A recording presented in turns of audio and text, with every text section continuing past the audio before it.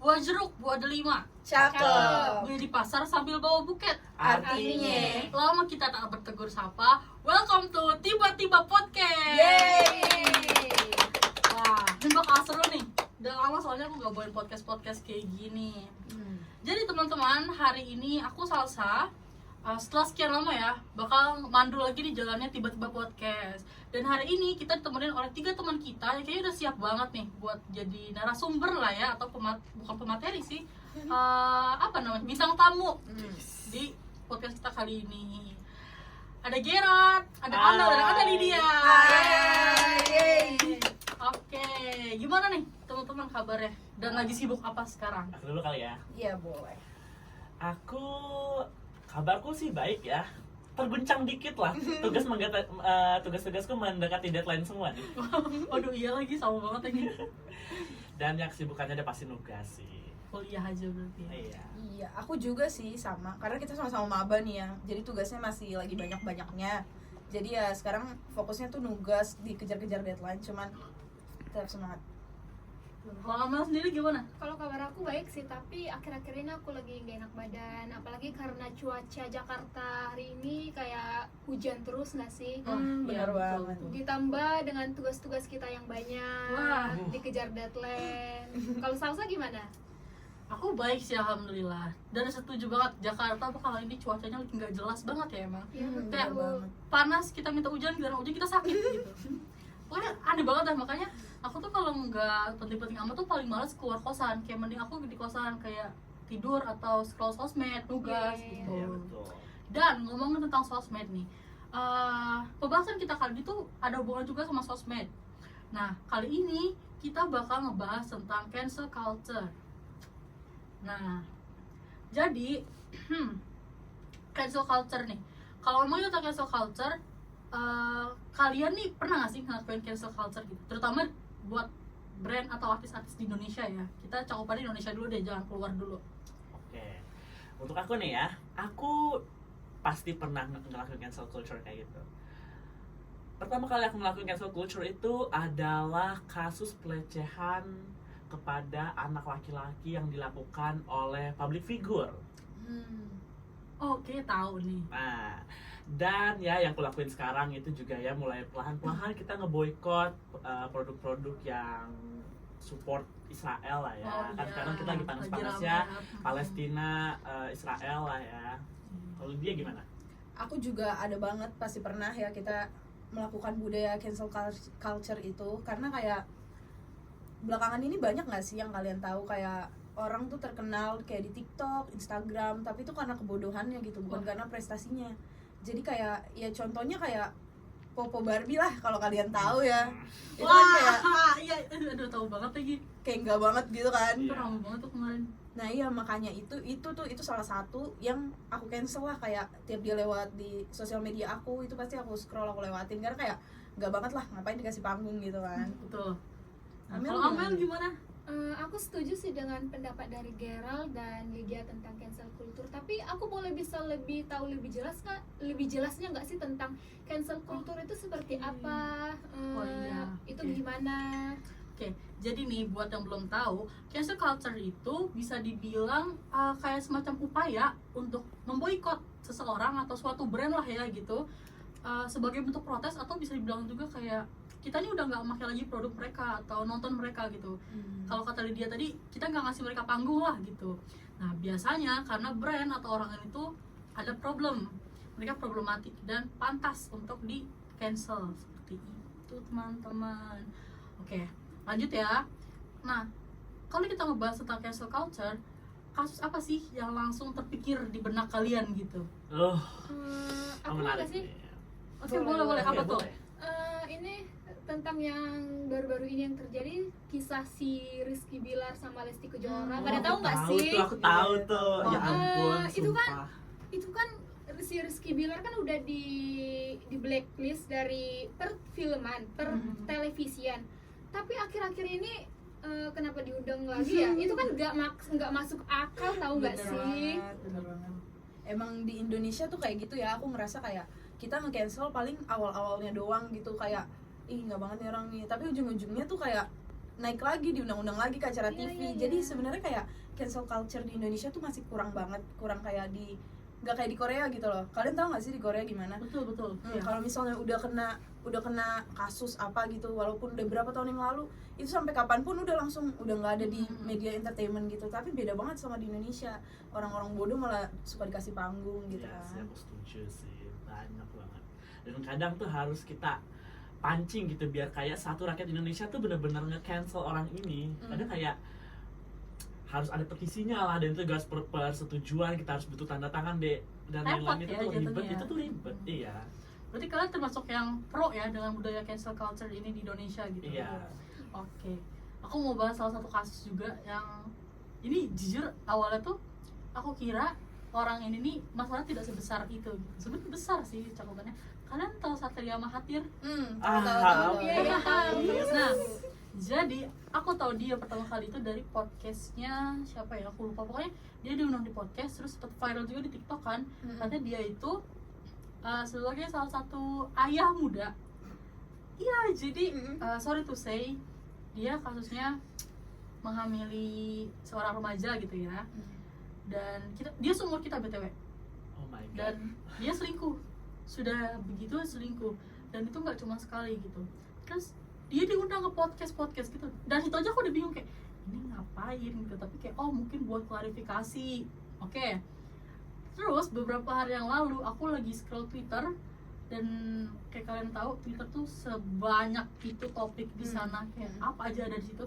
Terus aku nemu sebuah utas, di mana utas itu tuh dibikin sama salah satu korbannya Satria Mahathir ini, dan ternyata dia nggak cuma ngelakuin itu tapi juga ngelakuin penipuan. Jadi dia sempat jualan iPhone, Iya. tapi ternyata dia nipu. Jadi si iPhone ini tuh gak pernah dikirim sama dia, itu sampai berapa miliar gitu.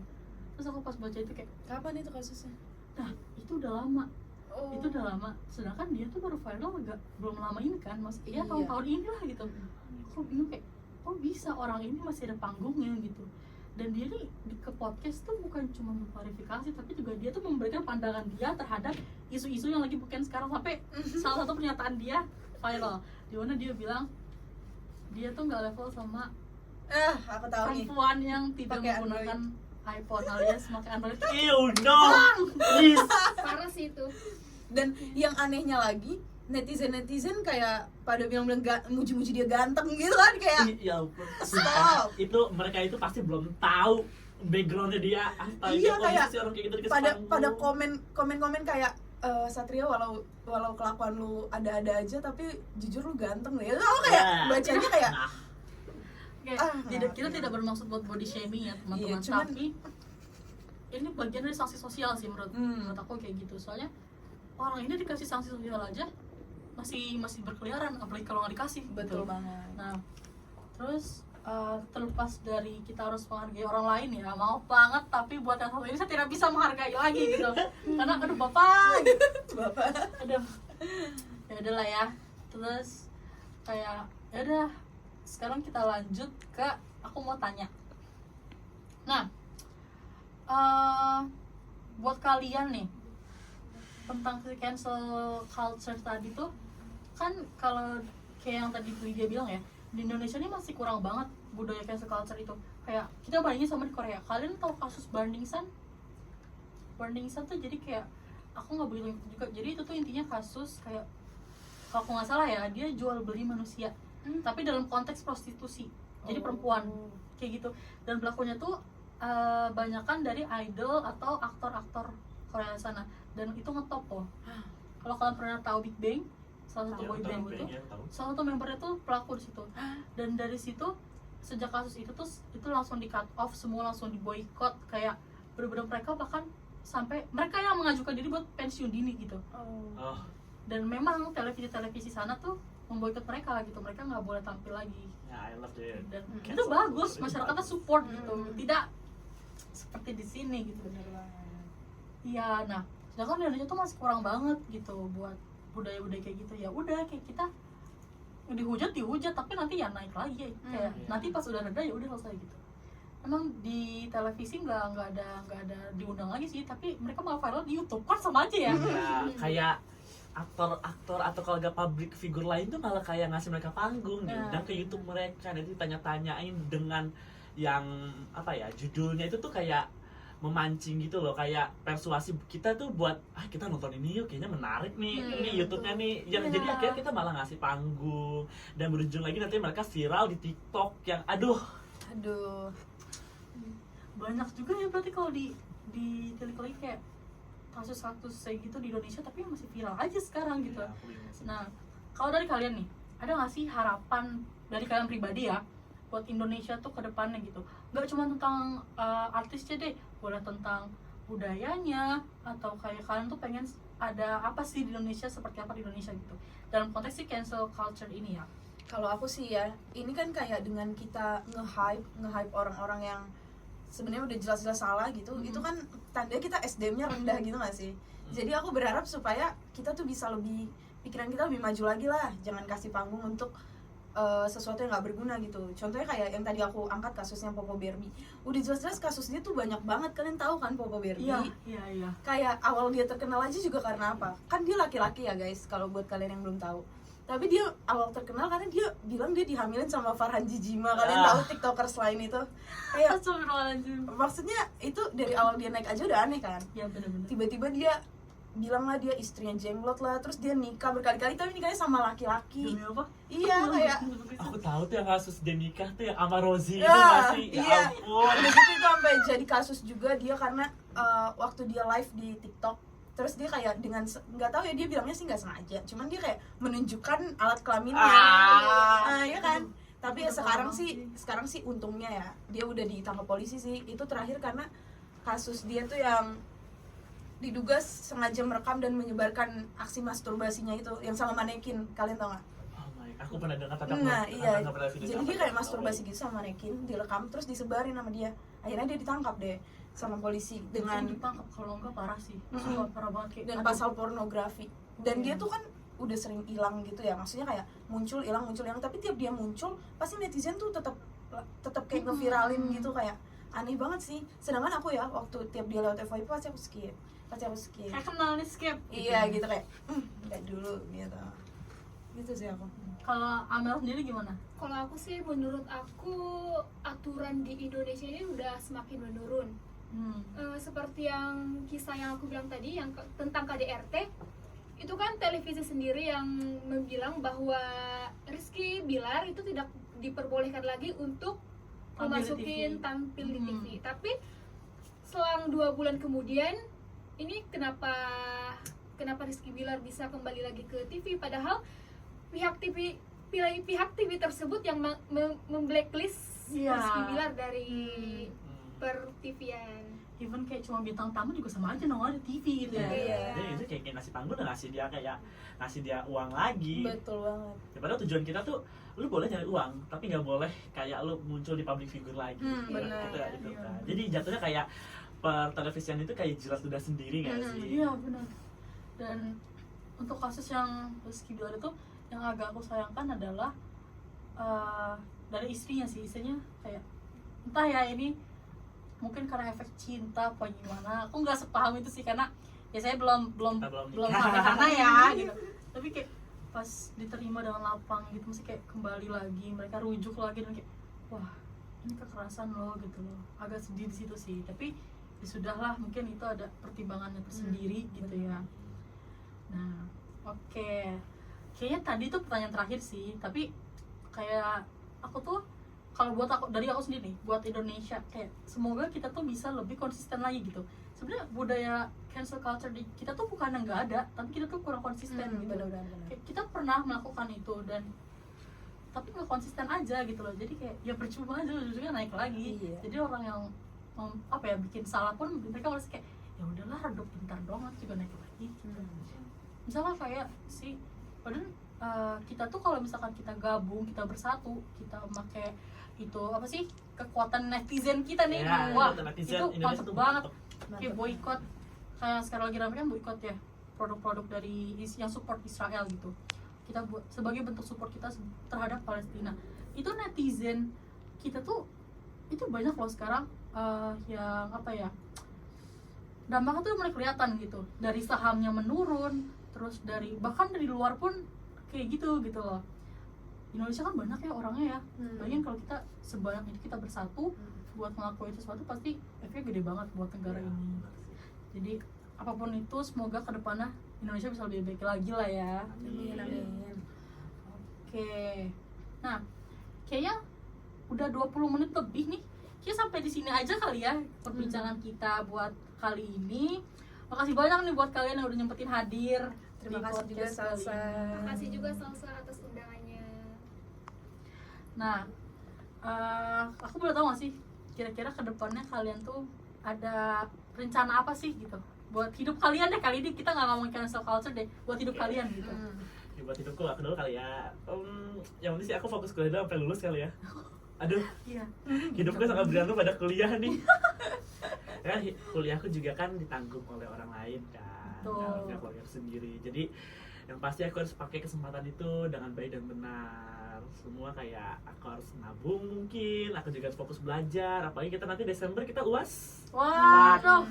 Jangan lupa ya guys tugas-tugasnya. Aduh. Makasih sudah diingatkan ya. Iya, kalau buat Lydia sama Amel apa nih yang bakal dilakuin kira-kira dalam jangka pendek maupun panjang? Ambil dulu deh. Kalau aku sih semoga aku tidak tertarik dengan cancel culture, apalagi kan aku seorang konten kreator TikTok kan. Aduh, konten Oh, kreator ya. nih. Takutnya aku malah ngikut-ngikutin seperti mereka. Oh, iya. Semoga aku bisa lebih bijaksana lagi dalam menggunakan Media sosial lah ya. media sosial. Dan memberikan Ya. impact yang bagus ya. Ya, kepada bangsa ya. memberikan konten-konten menarik yang bermanfaat, yang lebih berprestasi lagi kepada masyarakat Indonesia. Iya. Semoga Aku juga setuju kontennya banget viewersnya banyak ya, kayak Iya. wah sukses Puji deh. Tuhan. Kalau dia, kalau dia. Aku juga setuju banget sih sama Amel. Aku berharap kayak kita tuh sebagai warga Indonesia, terutama generasi muda nih, lebih bijak lagi dalam bersosial media. Jadi kita bisa tahu nih mana sih yang bikin kita berkembang gitu. Apalagi sekarang kan anak-anak kecil juga mulai main sosmed kan. Oh, iya, Kayak Iya benar. pasti kan mereka pikirannya tuh lebih belum matang daripada kita. Jadi kayak kita lah yang harus mulai, kayak misal ada teman-teman kita yang nggak jelas gitu kan dukungnya Satria Mahathir misalnya.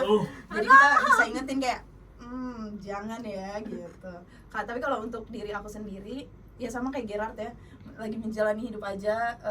Harapannya tuh semoga dikuatkan dalam menjalani tugas-tugas dengan baik, mendapatkan nilai yang maksimal juga. Amin. Jadi kayak bisa lulus dengan tepat waktu. Amin. Jadi semoga kita semua berhasil survive ya Bun, karena ini baru semester awal dan Betul. perjalanan kita masih panjang gitu. Kayak semoga kedepannya masih makin banyak hal-hal baik yang datang. Amin. Dari segi manapun deh, baik dalam hidup pribadi kita atau dalam kehidupan bermasyarakat, buat Indonesia sendiri gitu, atau buat apapun deh itu, semoga banyak hal-hal baik yang datang ke depannya. Oke, kira-kira kalian mau nggak diundang ke sini lagi lain kali? Mau banget. Please dong, ajak lagi dong, seru nih. Mau banget kakak. Next kita bahas apa ya? Bahas masa depan kamu gimana? Aduh. Ups, jadi malu. Kak lagi sama siapa kak? Lagi dekat sama Kak siapa, Salsa Kak? udah ada pacar gak sih? Itu mah. Udah dong.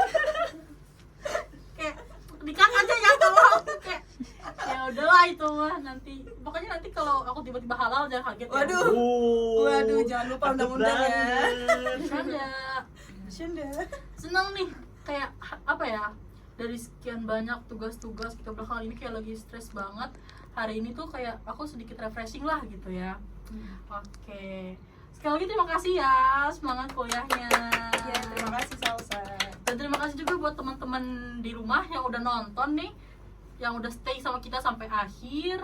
Akhir kata kami pamit undur diri dan sampai jumpa di pertemuan selanjutnya. Dadah.